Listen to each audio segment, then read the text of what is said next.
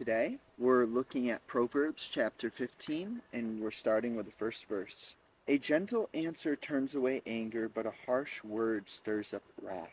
A gentle answer turns away anger, but a harsh word stirs up wrath.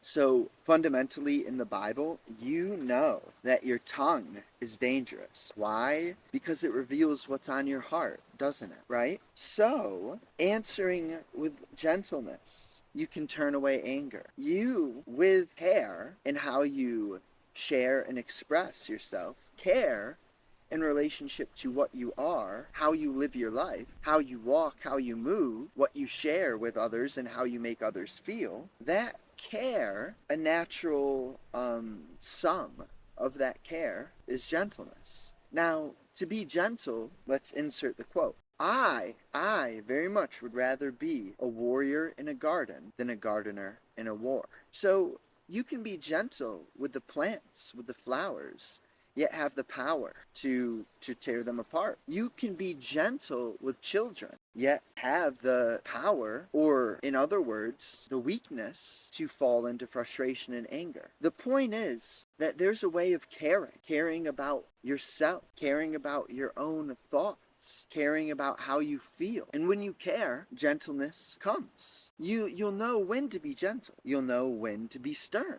But specifically here, a harsh word stirs up wrath. There isn't really a time to be harsh. Now, there's a nuance between putting your foot down. Yeah, but even that can happen gently. You could put your foot down and stand up for yourself gently, yet be extraordinarily firm. There's this subtlety in life, and it's accessible to you. Verse 2.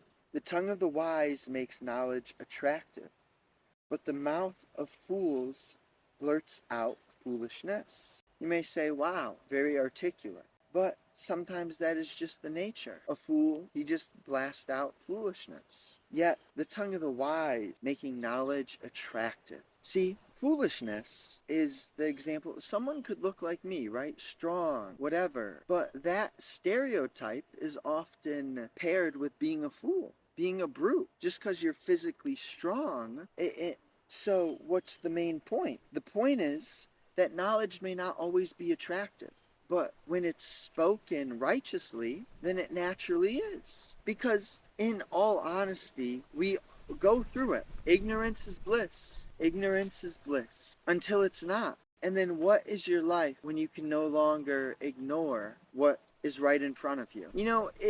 You go through spirals and seasons of not knowing, of not being ready to know, of being blind. And all of that works for you.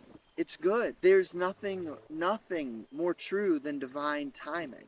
The tongue of the wise makes knowledge attractive in such a way that the knowledge that is shared from the wise, you can feel in the communication that it was never something they possessed. And it's never something they said you can't have. And it was never something that they said it's mine and not yours. They may have said you're not ready yet. They may have said it's not time right now. But the reality is that you're powerful and that you are intelligent and that God wants you to hear genuinely. Verse 3. The eyes of the Lord are everywhere, observing the wicked and the good. In essence, God has a ubiquitous nature, seemingly everywhere at once. But this isn't anything evil or good. Verse 3 says, the eyes of the Lord are everywhere, observing the wicked and the good. But the wicked and the good are themselves the makers. Whereas intelligence, omnipresence, God himself, he doesn't have expectations of you. He's written your plan and your destiny. And it's only a matter of time until you see. It's only a matter of time until what happens so that you see. What is being said here is nothing out of the ordinary. It's rather just that you can feel in your heart what you are, and that God sees that you see what you are. And the question is, when does one have enough? When do you stop being sick of being sick and tired? When does something just urge you to say, you know what?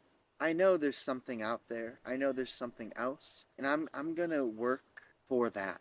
I'm done living for myself. I'm done living to please others out of my own insecurity. I'm done being so wrapped up in this illusion of seriousness. In the Lord, the eyes of the Lord are everywhere. So he sees what you put out. He sees the place in which you operate through. And, to those who do work, to those who multiply what he has given them, more will be given.